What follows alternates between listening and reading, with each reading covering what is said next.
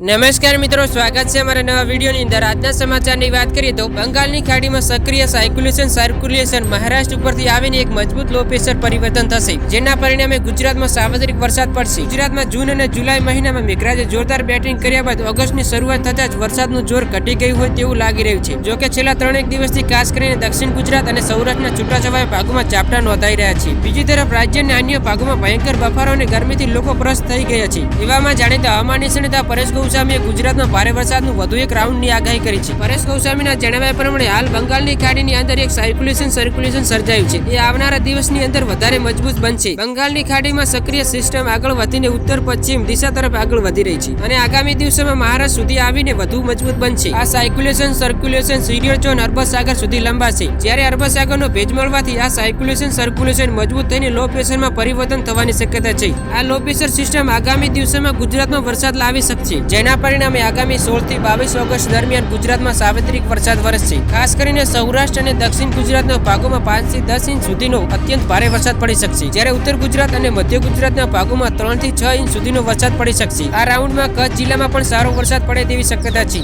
બંગાળની ખાડીમાં સક્રિય સિસ્ટમ ખૂબ જ ધીમેથી આગળ વધી રહી છે। હાલ આ સિસ્ટમ આંધ્રપ્રદેશના વિજયવાડા અને વિશાખાપટ્ટનમની વચ્ચે છે। આગામી 5 થી 8 દિવસ દરમિયાન એટલે કે 16 ઓગસ્ટથી ગુજરાતના અલગ અલગ ભાગોમાં સારો વરસાદ વરસી શકશે। જ્યારે આ સિસ્ટમ ગુજરાત ઉપરથી પસાર થશે ત્યારે હળવા ઠંડા સ્ટોર થવાની પણ શક્યતા રહેશે, જેના કારણે ગાજવીજની સાથે વરસાદ પડશે। આ વર્ષ ગુજરાતનો સિઝનનો સરેરાશ 64.62% વરસાદ નોંધાયો છે, જે પૈકી સૌથી વધુ 69.10 મીમી વરસાદ દક્ષિણ ગુજરાતમાં વરસ્યો છે, જ્યારે સૌથી ઓછો 56.70% વરસાદ સૌરાષ્ટ્ર ઝોનમાં નોંધાયો છે।